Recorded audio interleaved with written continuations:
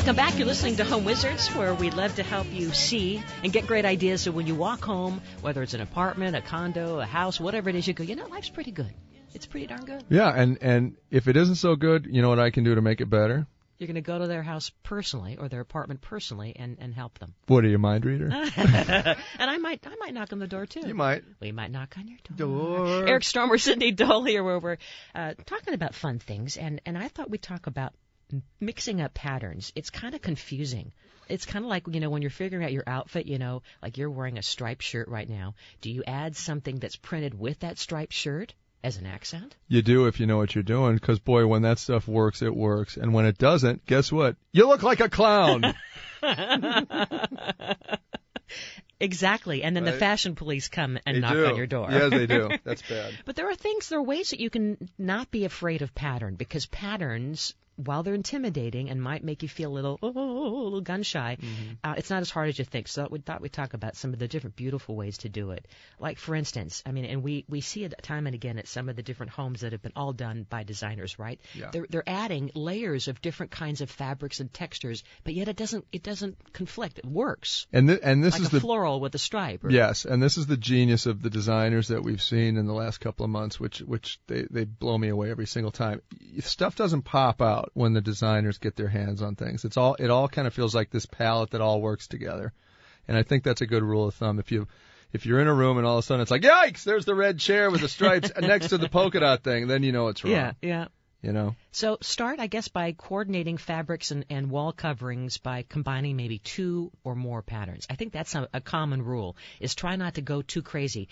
Like we were learning about paint palettes. When you have paint options in your home, you want to limit it to maybe 4 or 5, because then once you start going to 10 or 12, it's like, wow, that really is a crayon box. And it's a very specific look, too. If you do that, like the painted lady homes, from the turn of the century, those sometimes use more colors on the exterior, but very small little detail aspects to it. So again, to your point, in the inside of the house, any more than 4 colors, I think it gets crazy looking.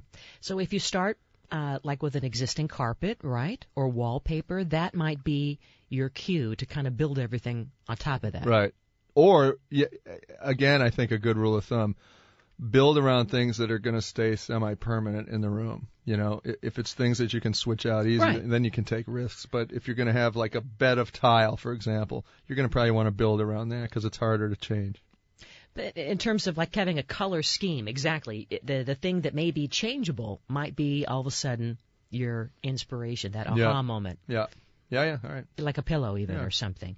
And I think another good rule is a good mix includes maybe a small or a medium combined with a large-scale pattern. So, again, in the same kind of color palette that you like, let's say it's pink and green, you might have on your sofa a very tight, small pattern, but then the pillow that's sitting on top of the sofa is a larger pattern in those same colors. Right. You know what I'm saying? And also in the throw pillows or the throw blankets or any of that stuff, you can afford to go a little crazy in terms of the pops of color. Right. I think that always really adds to the look of something. And then you repeat it with your other accessories and art in maybe a medium-sized pattern or shape of that same color combination. That's right. Yeah. And you keep repeating that a couple of times, and then it looks like it belongs. Right. I agree.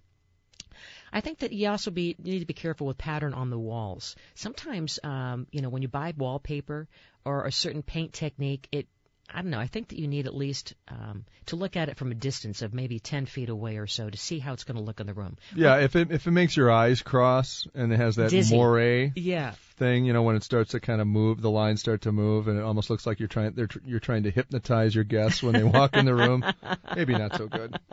And I think too that don't feel like you have to match colors perfectly, because that's something else that we talk about a lot, is that you don't want it to look too quote unquote over-designed or like you tried. Again, it gets back to your clothing. You don't want people to go, wow, they really are trying so hard. Right. And stylistically, effortless. too. Yeah, stylistically now I think we're seeing this more eclectic feel. I think the store Anthropology really sort of had something to do with influencing how, not only in clothing but in design, we can throw these different genres and periods together, and it works out great. Yeah, so it's like you might be able to mix some antique furniture, let's say, with something very modern. Right. And as long as there's a connection, because you're tying the dots together with the same color or the same pattern, let's say. It's also the same principle as, we're in a house, we've got to put the furniture against the wall. Put it against the wall, make sure it's all against the wall, and make sure it all matches. I mean, I think those days are over. For instance, we were in this gorgeous bedroom the other day at one of these show home tours, and the designer was inspired by, it was a fabric that was used kind of as a canopy over the bed, and it was shades of blue, kind of a deep, kind of a damask kind of a blue, with sky blue and white. And while that particular fabric looked like it could be modern, there were a lot of antique furniture items that were blended with that, and it kept repeating the idea of blues and whites in large shapes and small shapes. Right, and even different tones. And different tones, right. And it just kind of worked with pieces of white furniture here and there, and then some dark mahogany. That's right. Chocolate brown. Gorgeous. And it really kind of works. Yeah. You know what else I loved? Remember the Casita house that we saw? This was a house, a guest house at this designer showcase that we went to. And the designer had this chair, a classic shaped chair, but then he used that old style background pattern on the back of the chair. What's that? Do you remember what I'm talking about? No. It was an old blanket. Oh, okay. Almost like a Burberry pattern blanket right. as the backing on the chair, and then the front had a very stark fabric on it. So he was mixing sort of this plaid. Two different, Yeah, and it was just gorgeous. Unorthodox. Yeah.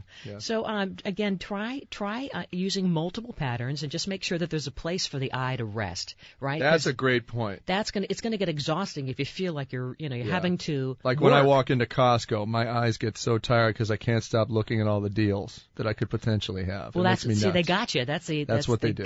Or like when you go to a fast food restaurant, it's a crazy making feeling. They want you to. They want you out. They want you out. They want you out of there. Yeah. Hard red plastic does not make you want to linger. Some other great ideas. Let's say color plus white. One of the easiest ways to mix patterns is to stick to one color and then plus white. So, for instance, if you have striped panels or if you have a floral chair fabric and then the geometric floor pillow, and then you all stick to blue and white, for instance. But that pop of white helps to become the glue.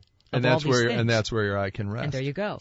And don't forget to use different shades and tints. Like for instance, in a living room that might go from black to white. Don't forget maybe gray, because that also kind of feels like you're layering an outfit or what you might see in nature. Otherwise, it's too. If you have a black and white outfit on with nothing in between, it looks like a uniform. Exactly. I saw Tiger Woods playing golf in something like that yesterday, which actually looked kind of cool. But you know what he did? What'd he do? He had the black shirt, he had the gray pants, and he had the white belt, I think. And I was like, if you were a room, I would like you, Tiger Woods. As a person, not sure. Yeah, I'm not sure. I don't know. Pretty good golfer, though. Yeah, and boy, does he make a lot of money. Boy, yeah. So he can get away with that. He can hire a designer. Exactly. He doesn't have to do any of this.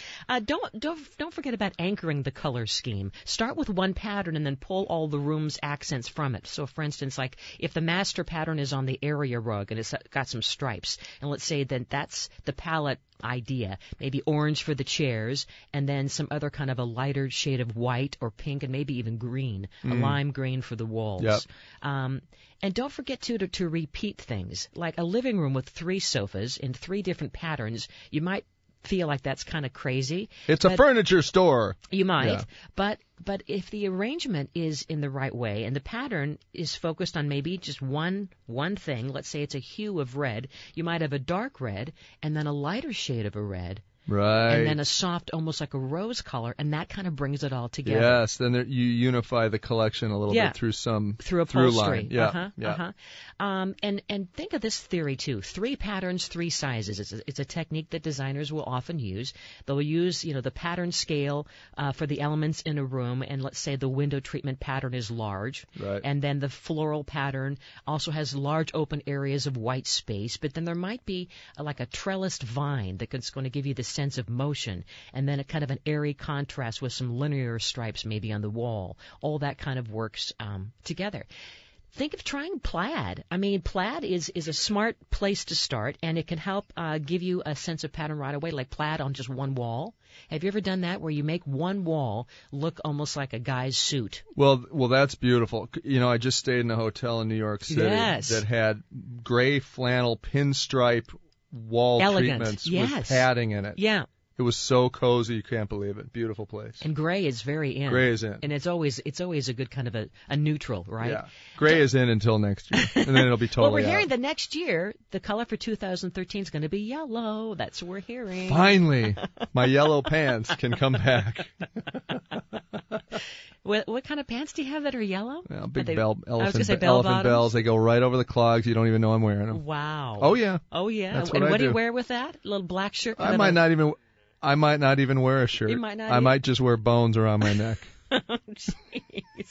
Wow, that's going to be a great hit. It's going to be awful. I can see you in Starbucks wearing that. Yeah. Wow, that'll scare everybody out of the line. You'll get to the first. I will. You'll get your That's first exactly order it. in. Yeah. All right. Well, coming up next, we've got some more fun things to talk about here at Home Wizards as we help improve your home and improve your life. We're going to answer your emails in our You Ask, We Answer. We get a lot of questions from you guys, and you can always check in with us on the website or on Facebook. But we're going to talk about some very important questions that I know you're going to relate to next. As we continue, Eric Stromer, Cindy Dole, Home Wizards. The fun continues right after this.